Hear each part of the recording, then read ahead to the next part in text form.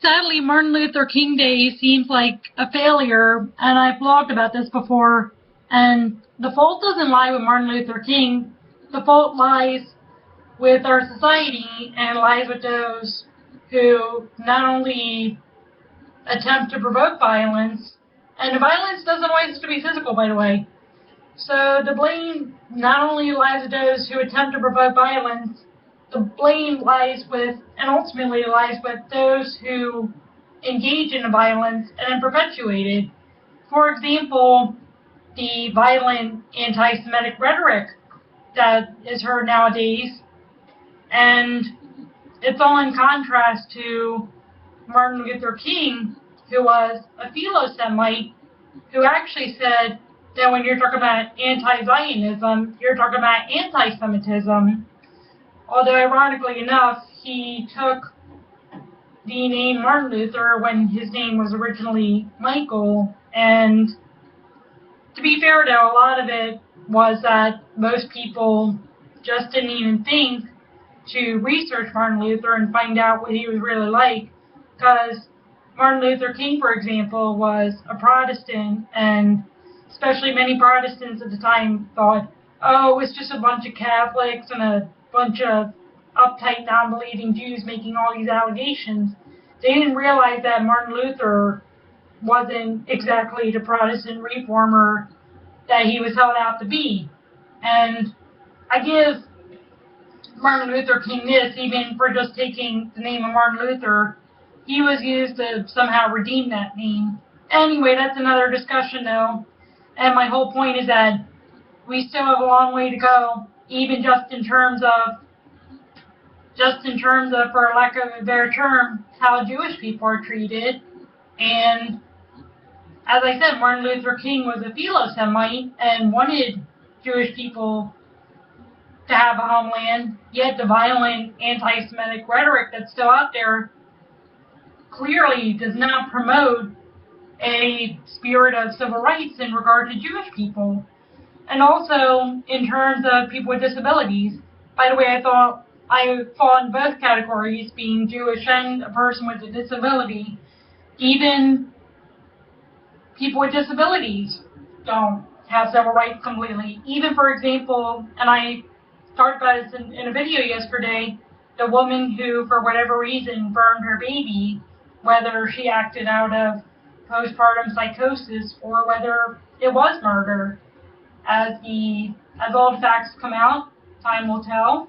And also in terms of, again, people with disabilities, not just mental illness, although that's huge, also the more obvious kind of disability, physical disabilities. And it doesn't matter whether these disabilities can be seen or not.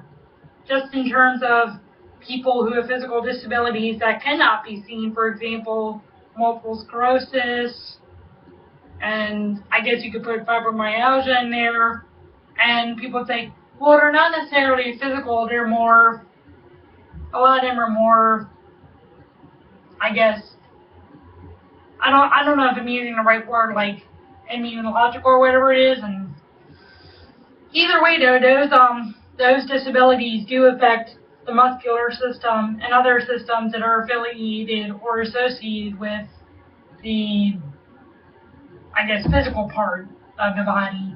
And then also just in terms of the way that people with physical disabilities are treated, besides being questioned if their physical disability cannot be seen, people with physical disabilities are treated as if they're dumb, as if whatever else. I mean, I even think back to Willowbrook, for example, where, and this is part of the reason that Earl Rivera even became famous for doing Willowbrook, he talked about the story of a young man who had been misdiagnosed as being developmentally disabled just because he had cerebral palsy. And the same thing kind of happened to me today, where I was out walking in my neighborhood. I use a walker, a car rolly, whatever you want to call it.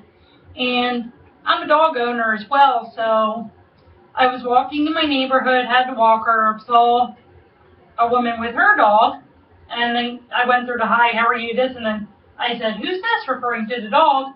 And most people would say, and as a dog owner, I noticed, most people would say, oh, that's Riley, or oh, that's Inca, or oh, they're Buddy and Sunny.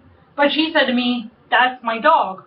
Well, it kind of hit me that she thought that I was dumb just because I have a walker. Of course, I went home and told my mom about this, and my mom didn't get it. She just said, well, people in your age group use the nomenclature, who's this, and people in her age group just don't get it. They tend to say, oh, what's the dog's name? Oh, what's the name of your dog? So even my own mother doesn't get it. And there's another issue with civil rights. People who, again, people with disabilities were not considered smart enough or perceptive enough or whatever else to know when we're being discriminated against, and we're not even given a chance to actually prove that we're people who we may not be what's considered able in the normal sense. We're just, as has been said, differently abled. So again, just 2 examples. I'm going to sum it up right there. Jews still do not have civil rights, and people with disabilities still do not have civil rights. And believe me, I know about both. And I just wonder what Martin Luther King would say if he knew that the same Jews that he spoke up for were being all the more discriminated against. And I wonder what he would say about people with disabilities, because I could be wrong. I do remember that he talked about black and white, Protestant, Catholic, Jew, and Gentile. And I mean, unless I'm wrong too, I don't necessarily think that he talked about people with disabilities.